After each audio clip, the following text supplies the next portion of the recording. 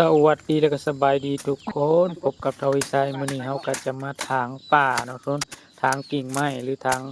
ไม้ที่มันเพื่อยออกมาเนาะเพื่อยออกมาใส่ต้นทุเรียนนี่เฮาก็จะถางเอาบันไดก่ายไว้พอดี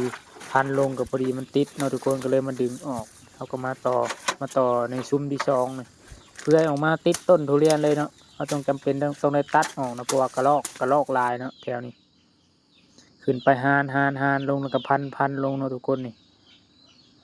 ป่ากำลังหกแห้งนะส่วนอันทั้งข้างนี่ก็ลอกมาเจาะลายไอ้ต้นแล้วเนาะทุกคนนี่จะเอานะถ้าวิชัยซี่ให้เบิ่งนี่ก็จะเป็นต้นทุเรียนเวลานะก็ลอกมันก็จะโดดขวามาแล้วก็ไปเจาะไปกัดลูกทุเรียนนะทุกคนทำให้ผลเสียหายนั่นเองเนาะทุกคนนี่เขาก็พันออกตัวใดมันเกะกะเขาก็พันออกเนาะทุกคนหลังจากนั้นมา หลังจากนั้นก็ฝนตกห้ามนะทุกคนฝนมากเขาก็ต้องจำเป็นต้องได้กลับมาทุกคนนี่ตัดใบกล้วยห้องหัวไว้เพื่อกันหัว